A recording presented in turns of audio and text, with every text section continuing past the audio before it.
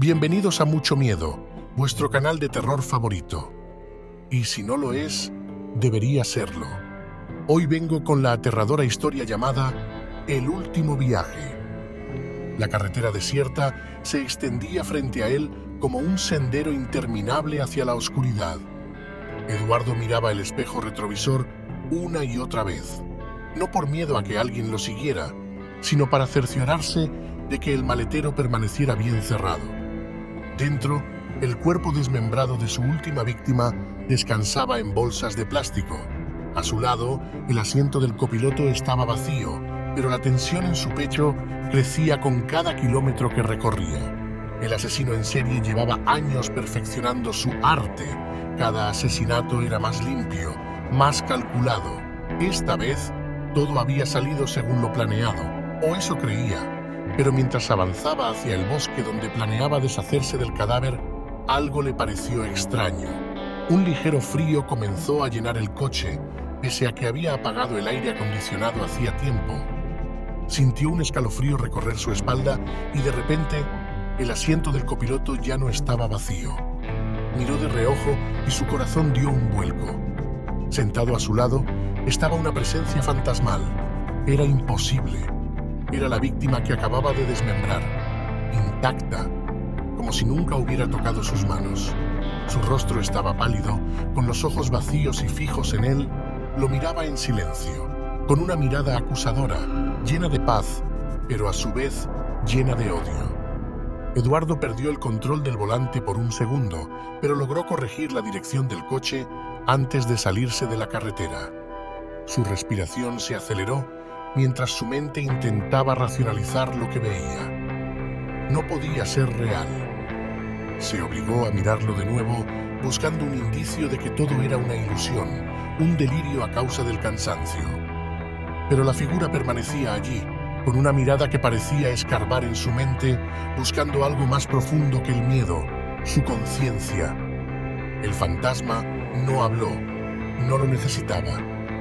Eduardo sentía su presencia como un peso que apretaba su pecho.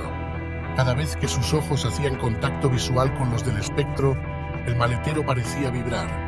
El cadáver estaba allí, pero ¿cómo podía estar también aquí, sentado junto a él? El silencio del fantasma se volvió aterrador, como si llenara el coche de pensamientos oscuros que Eduardo no quería combatir. Pensamientos que había enterrado con cada una de sus víctimas. La carretera se desdibujaba frente a él. Era incapaz de concentrarse, incapaz de escapar del peso de esa mirada hueca. Sabía que si no se concentraba en la carretera, volvería a perder el control del vehículo. Finalmente el fantasma movió los labios, pero no emitió sonido alguno. Aún así, Eduardo entendió el mensaje. No puedes huir de lo que eres. Los días se mezclaban con las noches mientras Eduardo continuaba conduciendo. El plan de deshacerse del cuerpo había quedado en un segundo plano. Lo único que importaba ahora era escapar de esa presencia que no lo dejaba en paz. Pero no había a dónde correr. El fantasma estaba siempre allí, en cada curva de la carretera, en cada sombra de los árboles al borde del camino. Poco a poco lo estaba desquiciando. Eduardo ya no podía distinguir entre el presente y los recuerdos. Las caras de todas sus víctimas comenzaron a surgir, una a una, sentándose en el asiento del copiloto, como si se turnaran para atormentarlo. Sus gritos, su sufrimiento, sus ojos llenos de terror lo perseguían, como si le susurraran un destino inevitable. Cada vez más, Eduardo sentía el impulso de mirar hacia el maletero, pero algo le impedía detener el coche. Sabía que abrir el maletero sería enfrentarse a una verdad que no estaba preparado para aceptar. Los lugares por los que pasaba comenzaron a resultar extrañamente familiares. Carreteras que había recorrido años atrás. Pequeños pueblos que alguna vez fueron testigos silenciosos de sus crímenes. Era como si el fantasma lo estuviera guiando por un viaje macabro a través de su propio pasado. Las luces de neón parpadeantes de un motel al borde de la carretera lo atrajeron, como si supiera que allí encontraría algo que llevaba tiempo enterrado. El motel era viejo, casi en ruinas, Eduardo recordaba haber estado allí antes. Recordaba a la chica. Había sido una de sus primeras víctimas. Y ahora, mientras miraba el espejo roto en la recepción, vio su reflejo distorsionado y junto a él los ojos vacíos de la chica que lo señalaba con el dedo. Salió corriendo aterrado y volvió a subirse a su coche a toda velocidad. El fantasma del asiento del copiloto había cambiado. Ahora era ella, la primera. Y su mensaje era más claro que nunca. Todo vuelve. El reloj en el tablero marcaba una hora imposible. El tiempo no tenía sentido. Las agujas parecían moverse al ritmo de su mente desquiciada. Eduardo había perdido todo control. Finalmente, detuvo el coche en una carretera secundaria rodeada de bosque. Sabía lo que tenía que hacer. Debía abrir el maletero, así que detuvo el coche en un lado de la carretera donde había un poco de vegetación.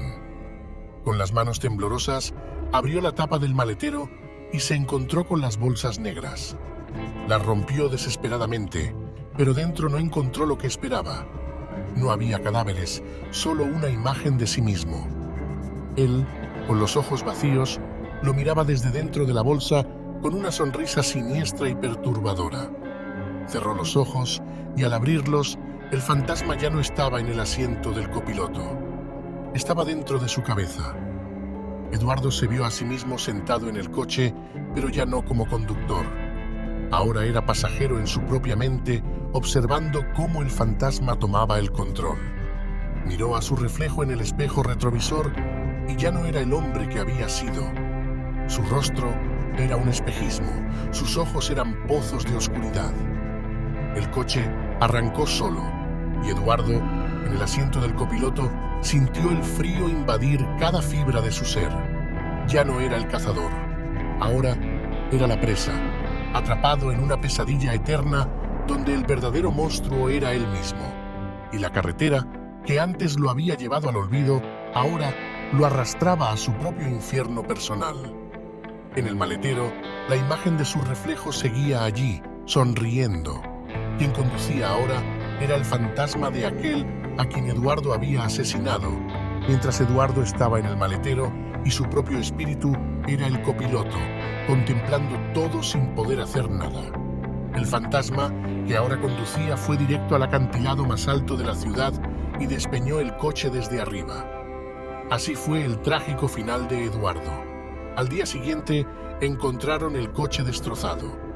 En el asiento del conductor estaba Eduardo muerto y en el maletero estaba la víctima descuartizada. Final de la historia.